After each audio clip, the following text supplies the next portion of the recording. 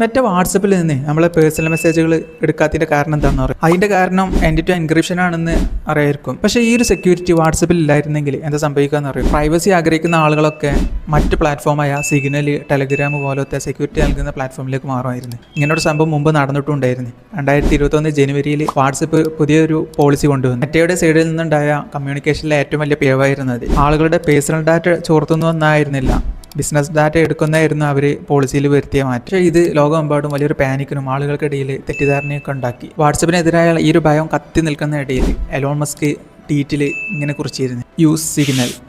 അത് ഒരുപാട് പേര് വാട്സപ്പൊക്കെ ഡിലീറ്റ് ചെയ്ത് സിഗ്നൽ ഇൻസ്റ്റാൾ ചെയ്തിരുന്നു. തങ്ങളുടെ മുമ്പിലുള്ള കോടിക്കണക്കിന് ആളുകളെ മറ്റൊരു പ്ലാറ്റ്ഫോമിലേക്ക് മാറുന്നതിൽ തടയാൻ വേണ്ടിയിട്ട് ഫേസ്ബുക്കിന് മുമ്പിലുള്ള ഒരേ ഒരു വഴിയായിരുന്നു ഈ ഒരു സുരക്ഷാ ക്രമീകരണം. വാട്സപ്പിനേക്കാൾ സെക്യൂർ ആണ് സിഗ്നൽ എന്നുള്ളതിൽ യാതൊരു സംശയവുമില്ല. നാളെ വാട്സപ്പോ ഫേസ്ബുക്കോ യൂസേഴ്സിന്റെ പ്രൈവസി നഷ്ടപ്പെടുത്തുന്ന മറ്റെന്തെങ്കിലും പോളിസി കൊണ്ടുവരാണെങ്കിൽ ആളുകൾക്ക് മാറാൻ മറ്റൊരു ഇടം ഇന്നുണ്ട്. പണത്തിനുപരി ഒരു സിസ്റ്റം ലോകത്തിന് മുമ്പിൽ നിലനിർത്താൻ കഴിഞ്ഞു എന്നുള്ളതാണ് സിഗ്നലിൻ്റെ ഏറ്റവും വലിയ വിജയം. അപ്പോൾ വാട്സപ്പിൽ നിന്ന് ഫേസ്ബുക്ക് നിങ്ങളുടെ പേഴ്സണൽ മെസ്സേജ് എടുക്കുന്നില്ല എങ്കിൽ പോലും അതിലും വില കൂടിയ ഒന്ന് എടുക്കുന്നുണ്ട്.